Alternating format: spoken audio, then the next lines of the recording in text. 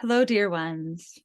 My name is Robin Flynn, and welcome to this special bonus teaching for entheogenesis, true healing with divine sacraments and psychedelic medicines.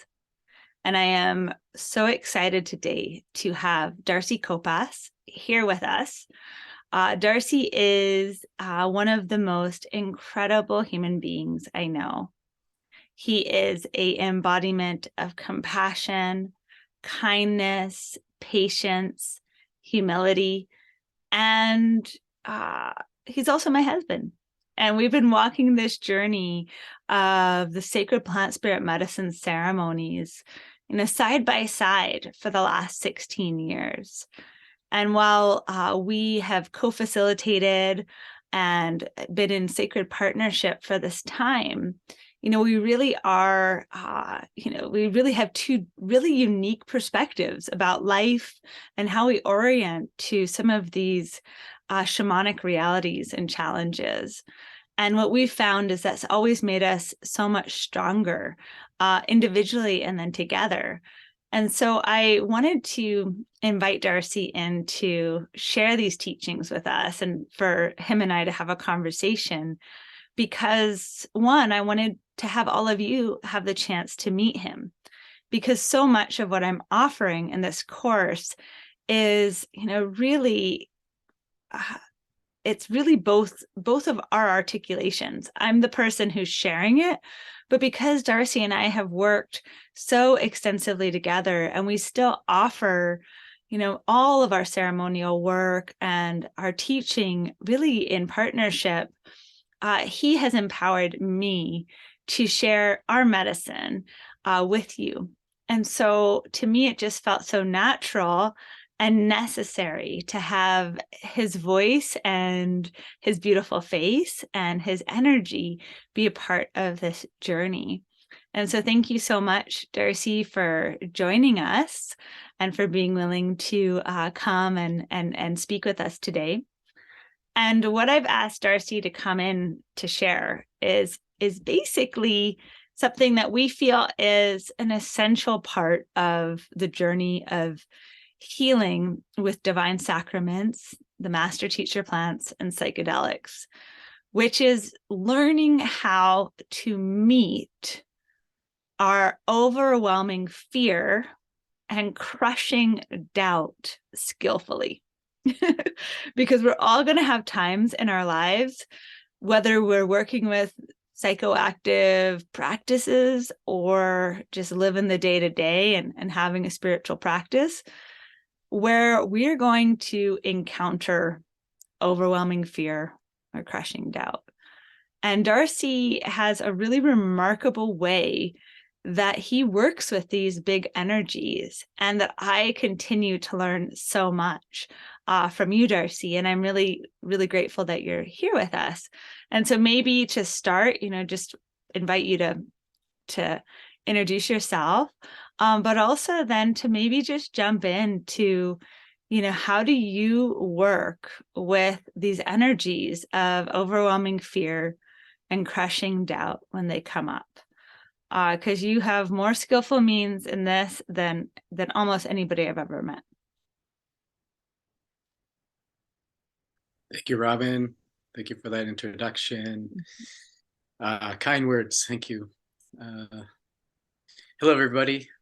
Really nice to be on this call, this recording, speaking about these topics of fear and doubt and what happens when they come up in our practices.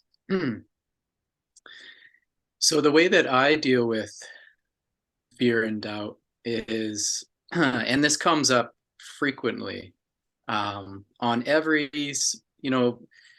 part of our path, fear and doubt will come up.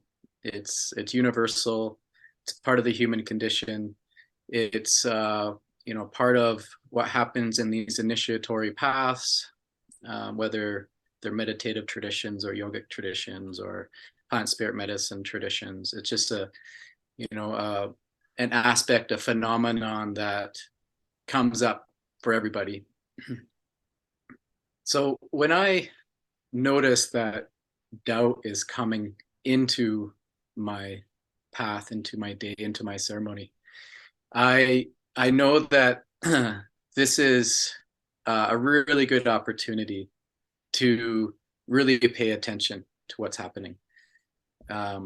You know, doubt is a teacher. There's a reason why doubt is coming up, and it's usually when we are ready to move to the next level, to the next stage of our path. And if we're not careful, doubt can just stop us in our tracks. We can almost be paralyzed by doubt. And we start doubting everything that we're doing. Why are we doing this? You know, is this my path? You stop meditating, you stop, working your practice. And it can be years of people, before people actually get back onto their path. You know, doubt just comes in and it kind of cripples you. And so we have to be really careful when doubt comes in, and know how to navigate doubt. And the way that I do this is I try to become really present with, what is this doubt that's coming in? What is the actual thoughts that I'm having, that I'm having doubt around, feelings I'm having from doubt, and trying to get as much information as I can, calling in all my guides, all my guardians, asking them to help me with this process. And then instead of rushing the process of like trying to overcome doubt, really being patient with this, and realizing that I'm being asked to really inquire into what's happening, really start asking some questions, and then really trying to stay out of my logical mind, right? Our mind wants to fix this. Our mind wants to, make the doubt go away. It wants to make excuses for the doubt. And, in the most extreme cases, it wants to start making dogmas and stories around what this doubt is all about. And so the goal of this is actually to stay out of the logical mind and to really inquiring into what's happening. And this understanding has come from this really beautiful practice and wisdom teachings of the gene keys. And the gene keys, doubt is the shadow aspect of gene key 63. And doubt is a shadow aspect out of the 64 shadows that we have. And then the higher expression of doubt is inquiry. And then the highest expression of doubt and inquiry is truth, right? And so doubt is sort of pointing us to the direction that we need to inquire into truth, right? And this is our opportunity. And so without doubt, we might be bypassing. There might not be the opportunity to inquire into deeper and deeper and deeper levels of truth. So even when we're having doubt in our lives, the overriding presence of doubt is actually truth. It's surrounding this doubt. And this is the highest expression of truth. This is universal truth. This is the truth that is true for everyone, every moment, anywhere, right? This is universal truth. And so this is when we see doubt in our lives, this is our opportunity to start inquiring, to start really digging deeper. And then the beautiful thing is if we can transcend our doubt, we move to the next level of our path, of our understanding of truth, of where we sit on an energetic level. And then that doubt becomes a support ground for us. We're able to sit on that support level And then the sky is the limit. And then we move into the next growth period in our lives. And then we'll probably hit doubt again. And then it's an opportunity to really go deep again into truth, meaning, stay out of our logical mind, and then really start inquiring. So this is how I see doubt and the process in my life, in my path. And, doubt comes up a lot within plant spirit medicines, especially when you're facilitating plant spirit medicines, because, you're with a group of people, participants, you're helping hold the space. And there's a lot going on on an energetic level, on a spiritual level. There's purging, there's transformation, there's, beautiful, blissful, ecstatic things happening. There's shadows being released. There's a myriad of things happening in the ceremony. And there's plenty of opportunity to start doubting, what's going on here. Is everybody okay? Is everything being held? Are my spirit guides here? And so there's, endless things to start doubting about. So in our practice, one of the, the really important pieces to help with doubt when it comes up in the moment is to really become back to my body, back to my center, right? Back to my breath, back to my heart space, the love in my heart, really feeling the connections I have to the great web of life, to all my spirit guides, to all the guardians that we've called in, really connecting to source consciousness, to divinity, connecting to the heart of Pachamama, feeling, very connected, very resourced. And then having doubt move, but coming from a very stable, anchored place within myself, knowing and trusting that everything is held. Because, in the understanding in what we practice is that we're not holding the space. Divinity is holding the space. Source is holding the space. The beautiful, unseen beings of the spirit realm are holding the space. Pachamama is holding the space. We're just here in service. So that's how I work with doubt and also fear when fear comes up. So that's all I'll say for now. I'll pass this over to my beloved. Yeah. That was really beautiful. Thank you so much, Darcy. And, to me, that's what you're expressing is, it's such a core part of how we have both oriented and moved through these really complex worlds of the shamanic realities, where there's just so much information in the field. And sometimes it can it can just get very intense. And what I'm remembering as you're sharing is how there's these different times in my life, and it's usually when the two of us have this individually have this download. And what happens so often for Darcy and I is that we'll each kind of get the download of a certain part of the same vision. And then from there, it's like, yeah, we got to do that. That's just the next step. And we've given each other and ourselves permission to really listen to the feeling of excitement, what we're really excited about, because that seems to just always lead us to the next best thing. However, in that journey, what I've noticed for myself is that there's almost always a moment where we've committed to something, and then we're in ceremony or I'm in practice, and then I just get hit by crushing doubt.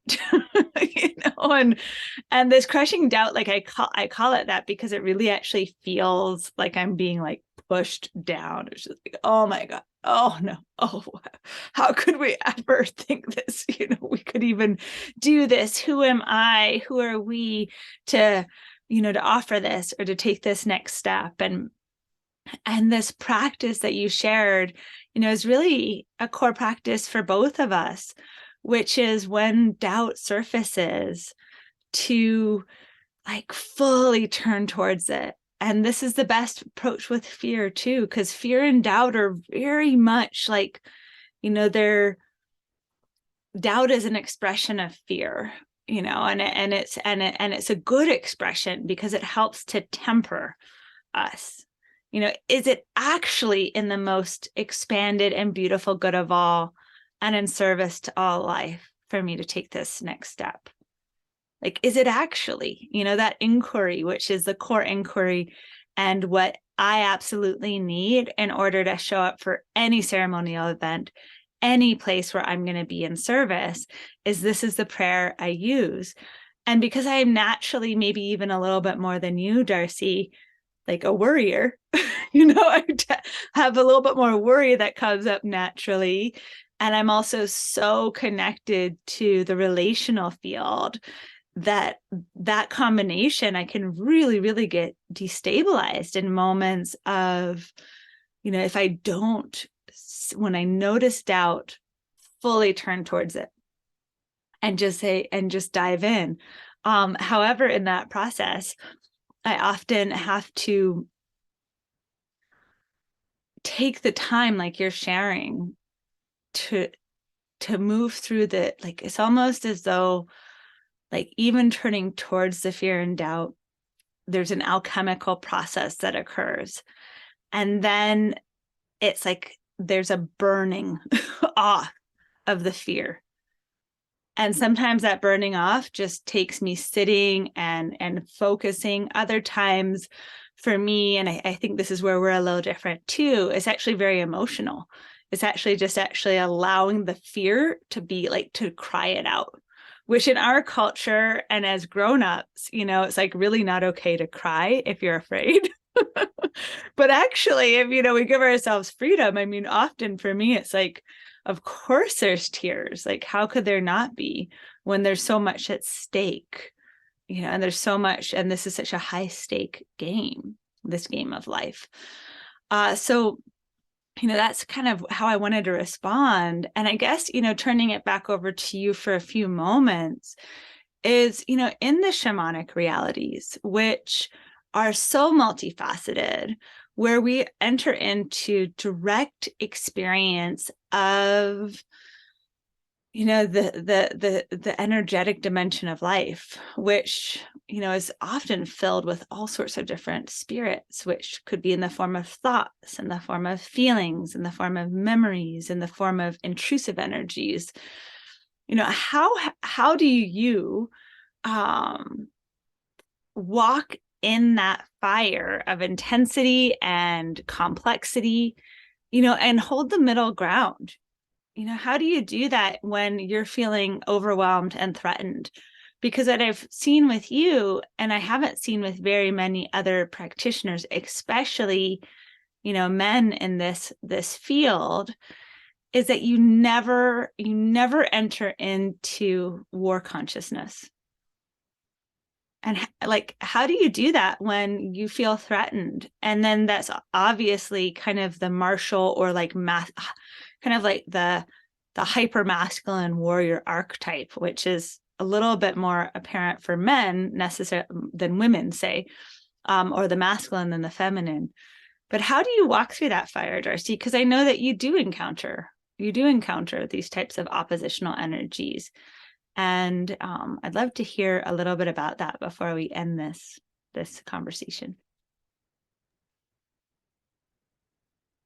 Good question, Robin. Thank you. Good. If she does. So, yeah, this has been a long journey of understanding for me through experience. A lot of shamanism, you can read books about shamanism and plant spirit medicines, but really it has to be experienced. There's no other way of understanding it. And so the teachings, the understandings, the wisdom actually comes from pure experience within these realms. And so it's been a long process over the last 18 years of going from, thinking that, and, experiencing the oppositional energies and thinking that, I had to be in, some sort of in oppositional relationship with them, and gaining enough power and gaining enough tools to be able to, fight back the energies that, that are interfering with me or within the space. Especially studying, some different traditions, some Amazonian ayahuasca traditions that were very warrior-like, very warrior paths where, it was all about, fighting the dark and, shamans fighting each other in, psychically and things like that. And it's really wild worlds down in these, down in the Amazon and in, different shamanic cultures, very dualistic. And so over time, and it's maybe only in the last few years that I came to the understanding through some experiences that I don't necessarily need to go down that path anymore. There's another way of being. There's another way of navigating these worlds in a more, I'd say more understanding, more of a, a place of of balance, of harmony, realizing I'm just a instrument here. And actually, one of the main roles that we have here on the planet, which I feel with the spirit medicines, is helping to harmonize and balance all these forces. Everything from the higher realms to the middle realms to the lower realms. That's our role as humans, is to bring balance and not to continue creating these illusions of separation. And so over time, realizing that, what, I'm safe. I'm protected. My guides have me. I don't need, I can move into these realms in a different way, with a different way of being, with a different energetic understanding. And so now, I'll definitely, definitely in personal ceremonies as well as communal ceremonies, will come across a lot of energies, a lot of different densities of energy and different types of spiritual beings. But now I've realized, what, it's just all energy, right? There's some boogeymen, looking energetic creatures out there, but it's really just all energy. And when it comes down to it, everybody wants to go home, right? All energies want to be resolved and move to the next higher level of, their place in the universe, their dharma, their, all energy is trying to move to the next level of being. And so we can be at service to that, as practitioners, as individuals navigating these realms, working in these, these ceremonies. We can then be a catalyst for healing on all levels, whether it's our participants that are in the space and what they have come for and their intentions for healing and transformation, but also all the energies that comes with that. All the energies, they're coming with the participants, and then there are actually other energies coming into the space to interfere, or possibly interfere, but maybe they're coming to actually be healed. And to be honest, that's what I'm feeling now. I'm feeling that energies that are coming into a ceremonial space, they may feel aggressive, but they're actually there to be healed. Right. And so we can tune into that. We can be at service to their healing. And then when I sense those energies coming in, I call in a lot of other help from the divine realms, right? Please be with us and help the healing of all beings in this space, right? All energies, if that's the intention of their healing. And then I also ask these energies, are you willing to evolve to the next level of being? You think you're coming here to interfere with us, but would you be willing to evolve to the next level of being? And many, many, many, many, many of these energies say yes. They've never been asked this question before. Yes, I'm willing to move to the next level of being. And then they do. And so this is beautiful. It means that there's no conflict here, right? Everything on the planet is evolving. We're all evolving, all energies. It looks wild out there in the greater world, but everything is in a movement to its next evolution. And sometimes things have to get kind of weird for that next level, right? Just like when I was talking about doubt, right? There's that level that we need to go to that then becomes support after a while. And so that's kind of my answer to that. It's been a long journey of understanding. Now ceremonies are much more pleasurable because I'm not in a state of aggression. I'm not in a state of duality. I'm there to be at service. And there's tons of help out there. There's tons of energetic, spiritual, beautiful help on every dimension that we can call on. And that's what shamanism is about. It's the art of creating relationship with all these different realms. And so that's my answer to that. Mm-hmm. Thanks for asking. Beautiful.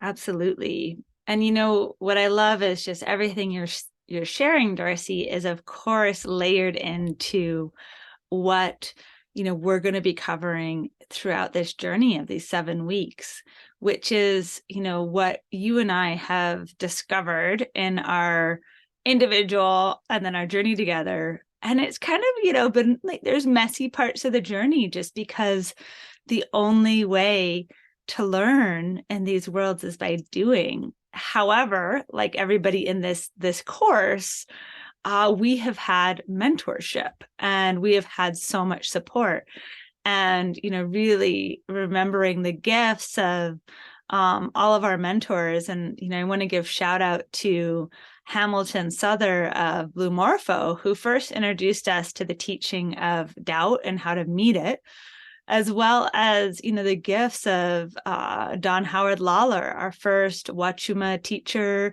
and mentor, and all of our elders and mentors and guides, as well as Don Oscar Mir Casada, who just once again affirmed that the only way to learn in these worlds is by doing. And this process of having some skillful means, like this teaching, when doubt comes, turn fully towards it. Call in all of your guides and wait until you have clarity about the next step. And so, for me, the way that I do that is the crushing doubt comes and I'm like, oh no, how am I going to ever make it through? And it's often a little bit like that. For you, it's more like this. But we're two different people.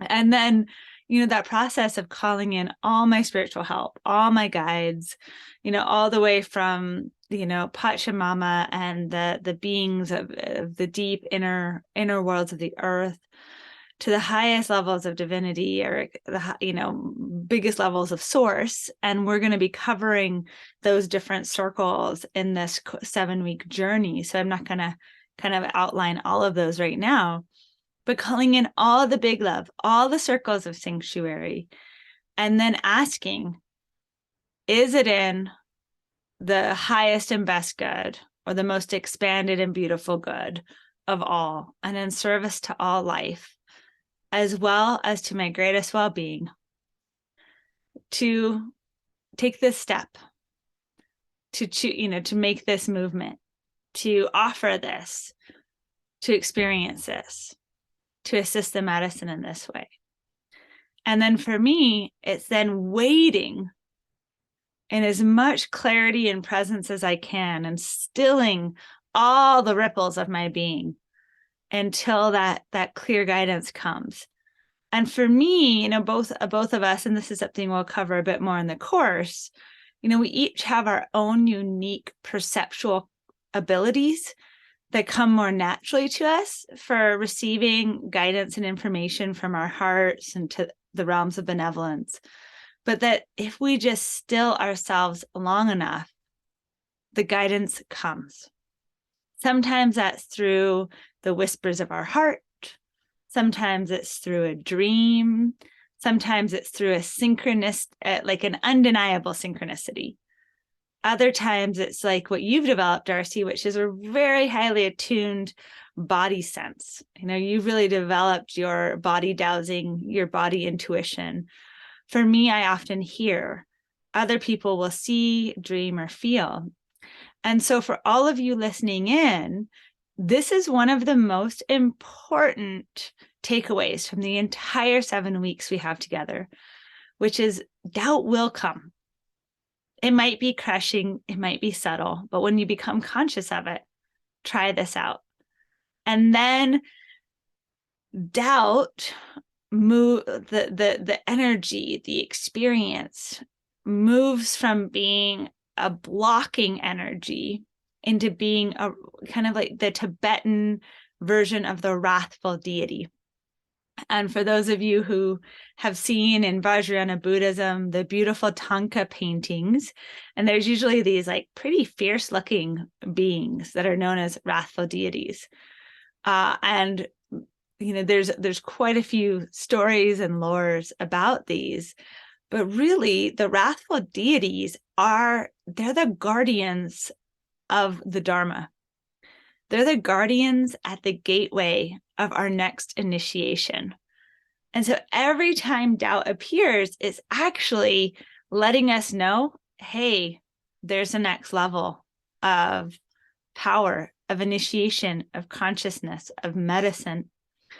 And we got to walk through that gateway, because otherwise it's like if we get spooked by it, it's always going to be there, but we can just go running right back into our patterns, for however long we need to, until we come back and we lay down the resistance and just turn fully towards and say, okay, I'm willing, and see what happens. And so play with that, bring all these teachings to the altar of your heart, know once again that everything that I share and that Darcy has shared, we share from our own experience, and we offer to you, not for you to take as the truth. Please don't. Please take all of this, to the altar of your heart and see what's true from within here, because this is where truth lives. And may our words serve your reclamation of your indwelling sovereign power to experience, to know, to find, and to be truth.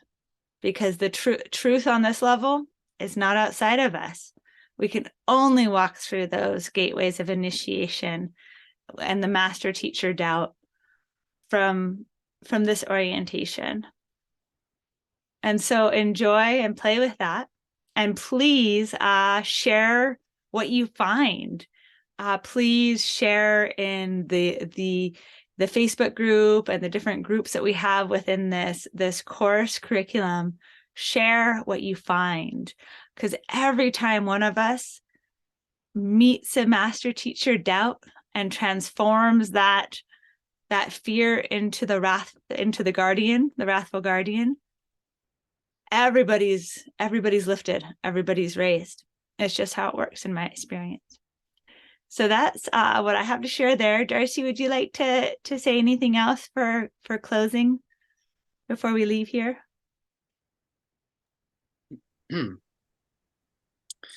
Yeah, thanks for this opportunity to talk about these things. They're important understandings on this path. And yeah, just keep a light heart. Keep it green. Try to, really come from a beginner's mind when doubt comes in, and be curious of what's next, and have fun. Good luck, and we'll see you next time. All right. Thank you so much. Many blessings.